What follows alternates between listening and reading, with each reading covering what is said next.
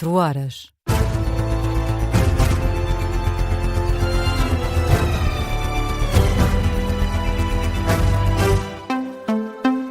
Boa noite, eu sou o Martim Madeira, são 4 da manhã, está na hora de utilizar toda a informação na Rádio Observador.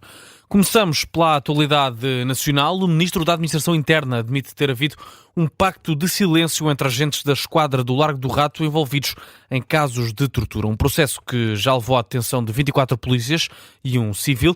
Em declarações à CNN Portugal, Luís Neves acredita que houve facilitismo face a comportamentos inaceitáveis. Tudo leva a crer que houve aqui um facilitismo e uma aceitação de comportamentos desviantes e que são comportamentos particularmente graves. A ofensa à dignidade da pessoa, do ser humano, é particularmente grave, que tem a ver com agressões bárbaras e com humilhações, e depois a aceitação e o silêncio, um pacto de silêncio, na não divulgação desses mesmos factos, e por isso Mas isso grave. Tem a ver com um sentimento de impunidade, tem a ver com uma cultura instalada nas polícias, tem a ver com o quê? Não há esta cultura instalada nas polícias. Nós estamos a falar de casos isolados. Casos isolados que, de acordo com Luís Neves, não espelham a realidade geral. Nesta entrevista, o Ministro da Administração Interna remete juízos sobre este caso para mais tarde. Pode ter ocorrido essa falha no controle interno, mas o que eu quero dizer é que só quando tivermos acesso àquilo que é matéria de investigação criminal, portanto, quando o processo estiver aberto e quando houver decisões transitadas e julgadas por parte dos tribunais, é que nós vamos poder, de facto, fazer a avaliação de como, quando, quem, em que circunstâncias os crimes foram cometidos. Luís Neves, Ministro da Administração Interna, em declarações à CNN. Antes, já André Ventura tinha criticado a postura do Ministro relativamente a este caso. O líder do Chega considera que Luís Neves tem feito declarações infelizes sobre as forças de segurança, ao anunciar, por exemplo, a expulsão de elementos da polícia por comportamentos desviantes. André Ventura diz que se trata de anúncios infelizes e relativiza casos como os do Largo do Rato. Esses casos acontecem com polícias e acontecem com todas as outras corporações. Há gente melhor e gente pior em todas as profissões, em todos os órgãos. O que não podemos ter é um governo e um ministro que falam mais em expulsar polícias, em perseguir polícias, em tirar-lhes a autoridade, do que propriamente em garantir que temos uma polícia eficaz, forte e capaz de combater a criminalidade. O que não podemos é ter um governo que ainda ontem se preocupou em dizer que tínhamos que ter cuidado com as percepções de insegurança, mas não é capaz de perceber que os polícias estão sem meios. E por isso André Ventura pretende ouvir o Ministro da Administração Interna, Luís Neves, no Parlamento na quinta-feira, dia 14. Já o Partido Socialista fala em motivo de repulsa sobre o que aconteceu na PSP do Largo do Rato e exige uma investigação até às últimas consequências. O PS considera que se trata de uma situação absolutamente intolerável e saúda todas as ações das autoridades competentes. Alega que a confiança na instituição não pode ser colocada em causa. Numa nota da direção socialista à Lusa, o partido lembra que não há que ignorar casos como este. A UGT não vai levar novas propostas para a concertação social. Na reunião marcada para esta quinta-feira, as propostas que a Central Sindical tinha para apresentar já apresentou e agora é continuar a negociá-las com o Governo. O Observador sabe que essa é a conclusão da reunião que o líder da UGT teve com o Secretariado Executivo. A Intersindical rejeita assim o repto da Ministra do Trabalho para que seja apresentada uma nova versão do documento do lado dos trabalhadores. Já do lado dos patrões, o Presidente da CIP, Armindo Monteiro, considera que há prejuízos para o país caso sejam desperdiçados estes meses de negociações em concertação social. Passamos para o internacional com um anúncio do presidente norte-americano. Donald Trump vai suspender a Operação Liberdade de escolta de navios no Estreito de Hormuz. Um anúncio feito através da rede social Truth Social. Trump escreve que a suspensão desta Operação Liberdade vai ser temporária para perceber se o acordo com o Irão vai ser assinado e finalizado. Trump explica ainda que esta decisão veio depois de vários pedidos do Paquistão e outros países para que se chegue a um acordo.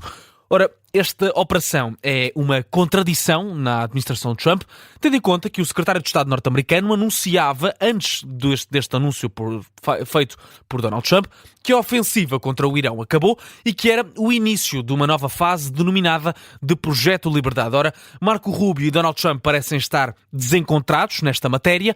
Na Casa Branca, Rubio anunciava o início desta operação, que acabou por ser suspensa, explicava o secretário de Estado norte-americano no que consistia a operação e garantia que era totalmente defensiva. The US military is deploying the necessary assets to extend this defensive umbrella. As Forças Armadas norte-americanas estão a mobilizar os meios necessários para alargar este escudo defensivo à navegação comercial.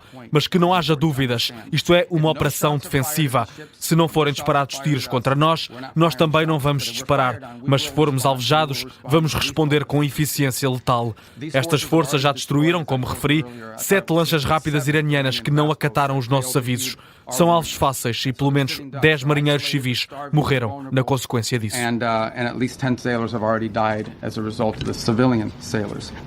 Os avisos do secretário de Estado norte-americano ao Irão em declarações na noite de terça-feira na Casa Branca, a administração de Trump está em contradição relativamente a esta operação, que foi suspensa e durou cerca de 48 horas. Já do lado do Irão, o país diz que é impossível aceitar as exigências